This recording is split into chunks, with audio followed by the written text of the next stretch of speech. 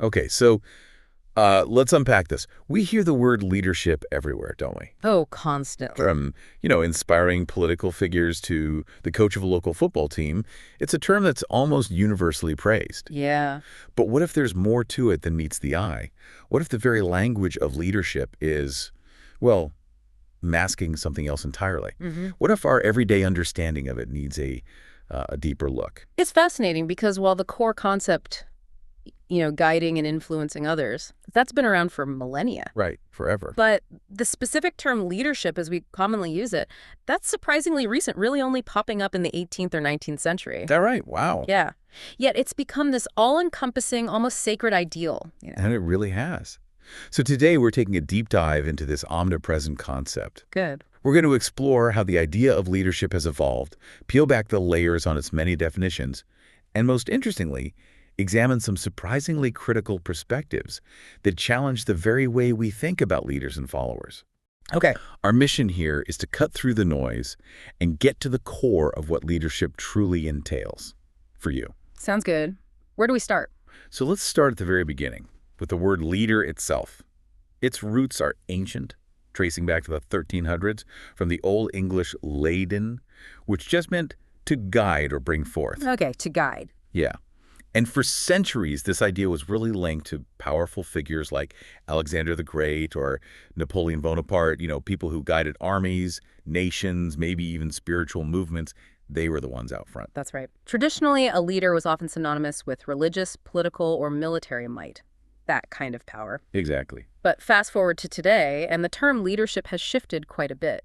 Now, it's most often associated with business and management, describing individuals who influence, inspire, and motivate within organizations. Right. Think less battlefield, more boardroom. And this is where it gets really interesting. A critical perspective, one highlighted in the Critical Perspectives on Leadership Review, points out that the term leadership has gained this mass appeal, almost like a populist political movement. Populist? How so? Well, it's become this incredibly broad, almost vague word, often used to mean anything that sort of smacks of success. The review suggests it's sprayed over every activity to make it somehow special, which they argue can even end up polluting social relations. Polluting them. That's a strong word. It implies it's actually doing harm by being overused or misused. Yes. Kind of diluting genuine connection or understanding, perhaps. And what's also worth noting is a significant historical shift. The gradual displacement of the term manager by leader. Oh, right. That definitely happened. This trend apparently began with politicians in the early 1990s and then really broadened across all sectors by about 2015. Okay. This linguistic shift, the review argues, isn't just about semantics. It's not just words. It can potentially legitimize increased inequality and actually camouflage conflicting interests within organizations. How does it do that? By sustaining this sort of fiction that common interests override conflict. In essence, as the review puts it, it's about flattering bosses while potentially flattening workers. Wow.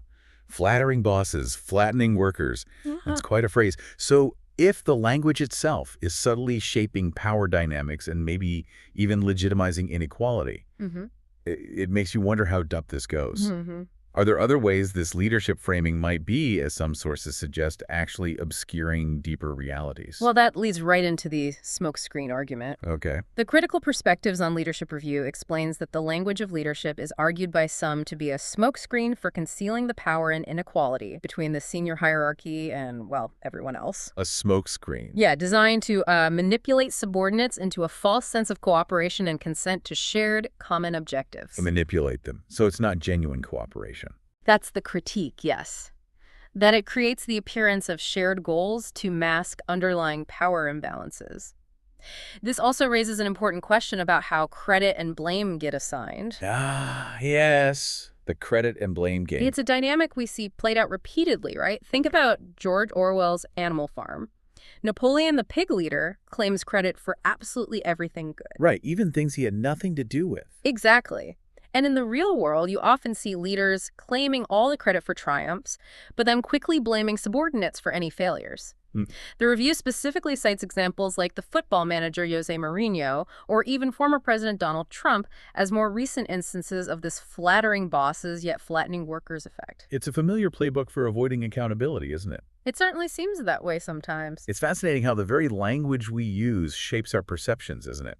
Like, as sociologists like W.I. and D.S. Thomas observed, a thing defined as real is real in its consequences. Right. If we all agree something is real, it starts to have real effects. And other thinkers, like Latour, argued that words tend to create the very thing they claim merely to describe. So the word almost conjures the reality. Exactly.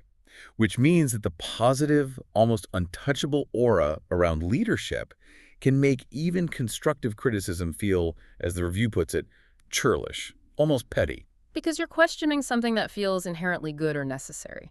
Precisely. The word itself has built its own reality. And what's particularly striking, really, is how even critical scholars, surprisingly, don't often question whether leadership is a genuinely good or useful way to describe work relations at all. They don't question the term itself. Not fundamentally, it seems. They might object to the, condescending character of followership, but the core concept of leadership itself often remains largely unchallenged. Huh? This allows its naturalization and normalization within the corporate economy, making it seem like the only way or the default way to structure work. That's a truly profound observation.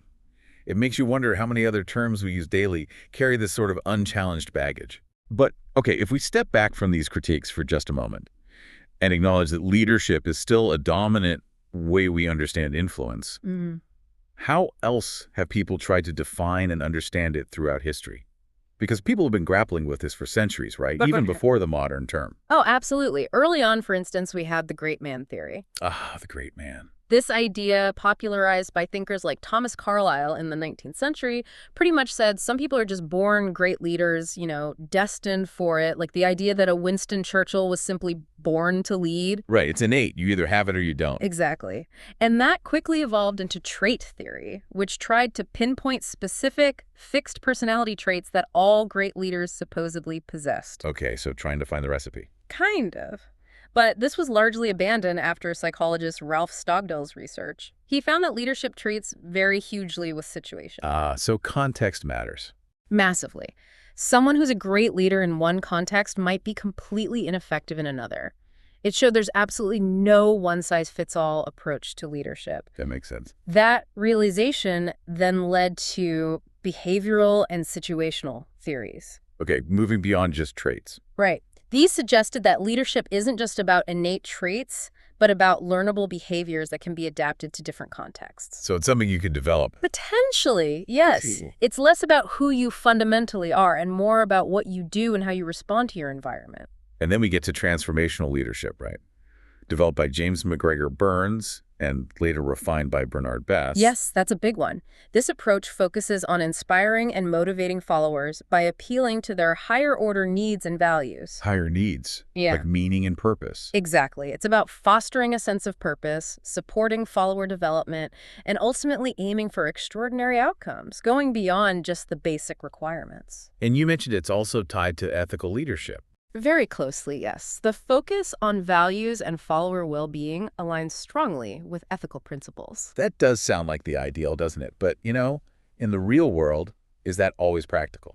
That's a fair question. What happens when that inspiring, transformative approach isn't quite fitting? Or maybe when the goal is more immediate and concrete? Well, that's where transactional leadership comes in. This one is much more about exchanges based on performance. Like a transaction, a deal. Pretty much, a clear quid pro quo. If you do this, you get that reward.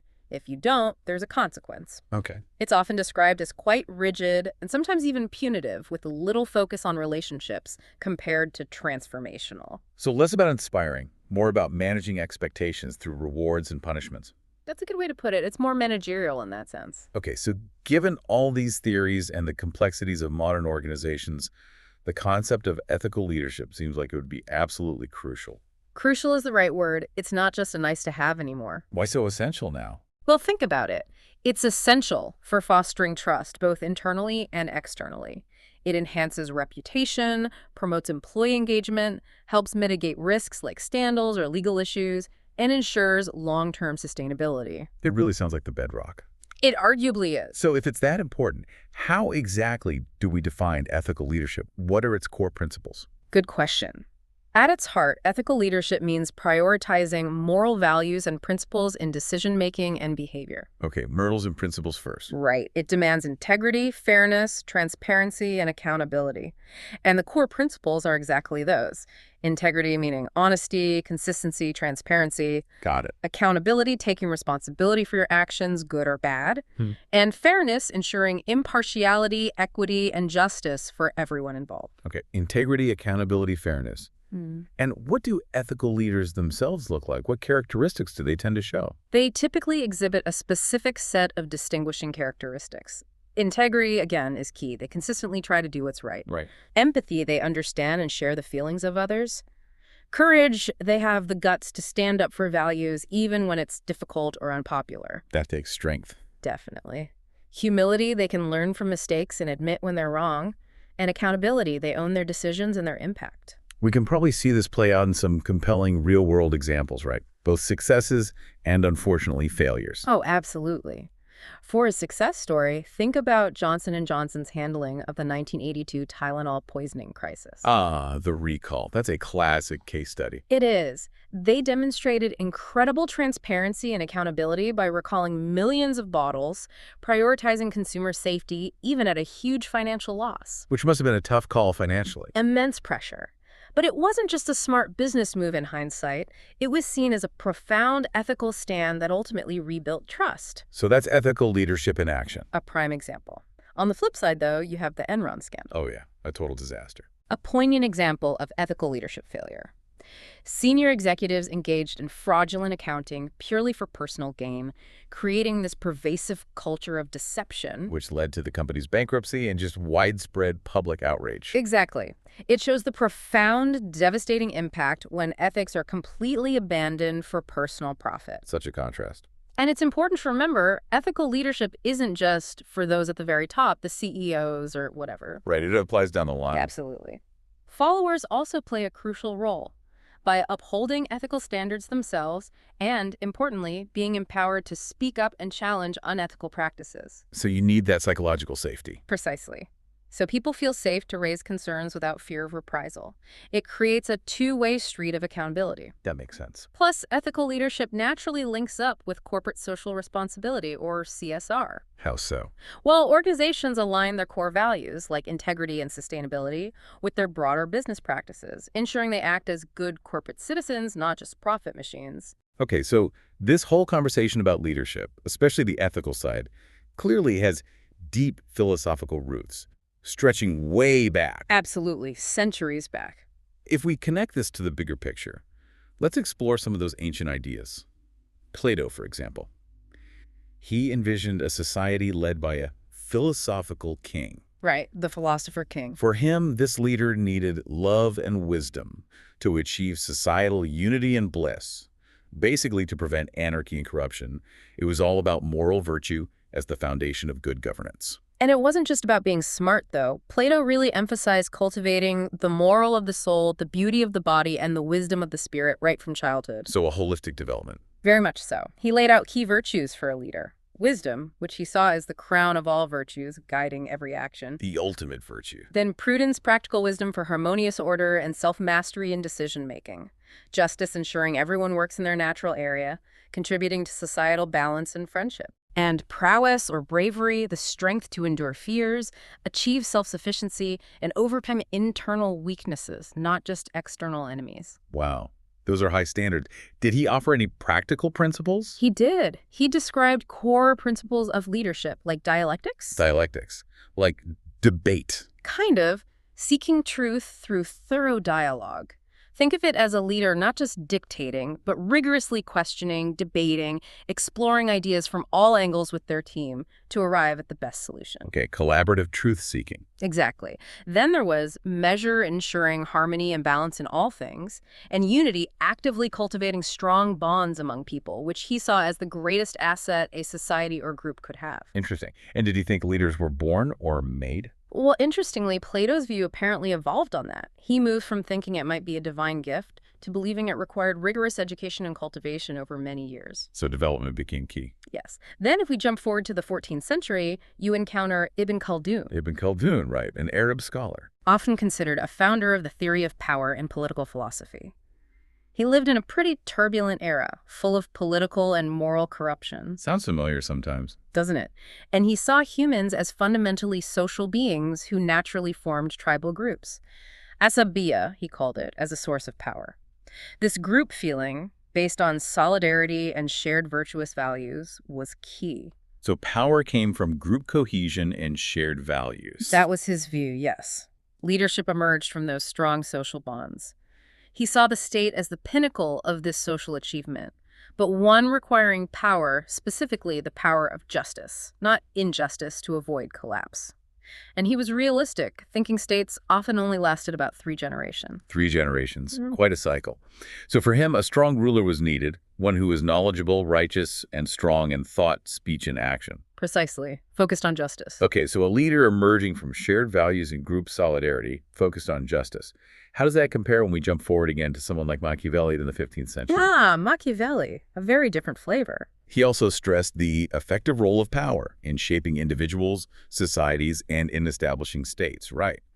But did he share Plato's idealism or Ibn Khaldun's focus on justice, or was his view more pragmatic? Much more pragmatic, even ruthless by comparison. Machiavelli had a much bleaker view of human nature. He saw us as inherently wicked, needing strict laws or strict authority to keep us in line. Right, the famous end justifies the means. Exactly. That phrase sums up a core part of his philosophy. Preserving the ruling seat, maintaining state power, might even require violence, murder, and torture if necessary. A stark contrast to Plato's love and wisdom. Completely. He famously separated politics from ethics. He argued that virtue is available to the statesman, but it must be employed according to utility, meaning both good and evil are available to the prince for the sake of the state.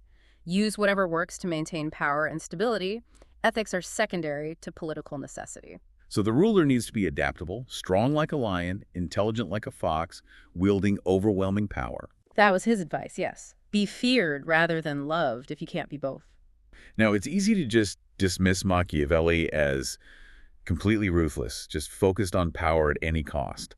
But it's fascinating that some sources, like an article from Saybrook University, actually try to soften his image a bit. Soften Machiavelli? How? Well, they argue he also valued things like popular support, intelligence, and authenticity in a leader, and even held some good virtues, linking him, perhaps surprisingly, to transformational leadership in some ways. Transformational leadership, Machiavelli. That sounds paradoxical, doesn't it? It really does. How can those two possibly connect? Well, maybe. Think about transformational leadership's focus on inspiring profound change and articulating a compelling vision. Machiavelli, despite his methods, fundamentally understood the psychological levers of influence, didn't he? Okay, yeah, he understood how to move people. The power of a leader's image, the need to rally people around a common objective, even if that objective was simply the stability and power of the state, perhaps achieved through harsh means. You could argue his focus on creating a powerful, unified state is maybe a distorted echo of fostering collective purpose and achieving extraordinary outcomes, which transformational leaders also aim for, just obviously through very different ethical means. It's an interesting take, seeing a sliver of connection there. It's a stretch for some, maybe, but it makes you think. And what's also truly surprising are the points of intersection you can find between someone like Ibn Khaldun and Machiavelli, despite their very different contexts and ethical starting points. Really? What common ground is there? Well, both clearly emphasized power as absolutely fundamental to political action and state stability. That was non-negotiable for both. Okay, power is central. And both recognize the role of religion as a source of power, though perhaps differently. Ibn Khaldun saw it potentially as both means and end, tied to virtuous solidarity. Machiavelli saw it much more pragmatically as a useful means of social control. Right, a tool for the ruler. Both also involved ethics in politics, seeing it as a compelling force towards state interests, even if Machiavelli made that sharp distinction between political utility and personal morality. Okay. And crucially, both grounded their theories in historical reality and lived experience, not just abstract ideals. They looked at what actually happened in history to justify their views on power and leadership. So realism was key for both, in their own ways. You could say that, yes. All these complex, sometimes conflicting ideas from history and theory bring us back to a really fundamental point today. Leadership seems deeply rooted in personal values and beliefs. That's personal then. Very much so. One source we looked at discussing their own leadership philosophy really highlighted this.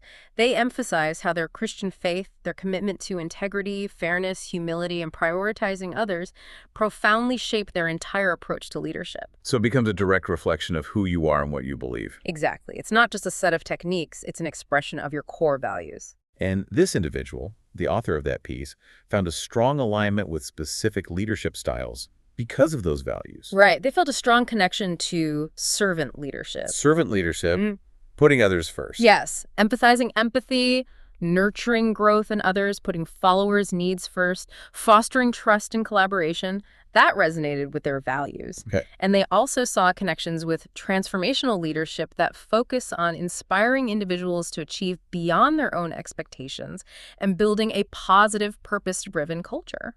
So finding models that fit their personal philosophy. Precisely. And this leads to a really vital distinction for anyone thinking about their own leadership or aspiring to lead: the symbiotic relationship between your leadership vision and your leadership mission. Vision and mission. They sound similar, but they're different. They're distinct, yet utterly interdependent. You really need both. Your vision is like the beacon, that future-oriented ultimate goal. The big picture. Exactly. It answers the question, what do I want my leadership legacy to be?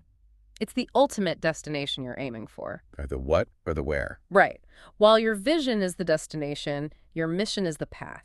It's the action-oriented guide detailing the specific behaviors, strategies, and actions you'll use now to achieve that future vision. So the mission is the how.